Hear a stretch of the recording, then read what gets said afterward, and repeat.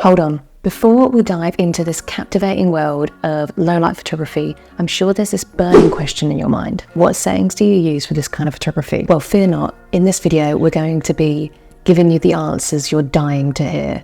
So watch till the end of this video to find out what they are. Now, let's talk about unleashing the full potential of your camera. Say goodbye to auto mode and embrace manual settings. It's like being a conductor of your own photography symphony. Step 1, crank up that ISO. Think of it of turning up the volume of your camera's sensitivity to light. We're talking ISO 2000 or higher to illuminate those dimly lit stages. Step 2, let's get creative. Dial your aperture down to about f4, as I find this aperture keeps the lighting just right. But if you want that dreamy depth of field, you can dial down the aperture lower to about 3.5 or even 2.8, but I would stick to 3.5 for that dreamy effect. And what that does is it puts the subject to the spotlight and blurs out the background. Step 3, freeze the magic. Your shutter speed should be your trusted companion. Set it around 3/20th of a second or faster and say goodbye to that ugly motion blur.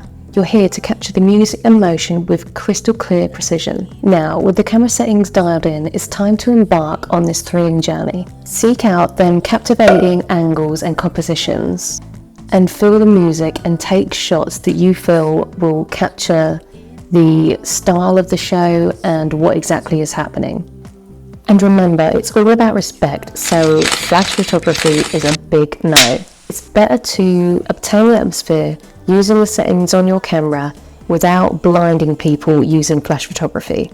And be mindful of the audience, as we're all here to enjoy the music and don't want any distractions.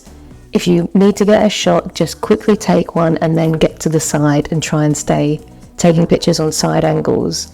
And if you need to get to the middle, stay ducked down and look up the performance and try and just be as camouflaged as you possibly can. And there you have it. With these tips, you'll become a master at concept photography, even in the most challenging circumstances. So what are you waiting for? Grab your camera and immerse yourself in the music and let your creativity shine.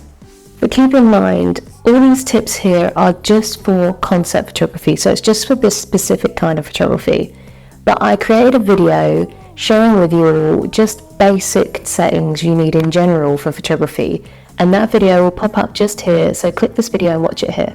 But with that, if you have any questions or anything, leave them down in the comments below, and in my next video I will feature your comments in that video.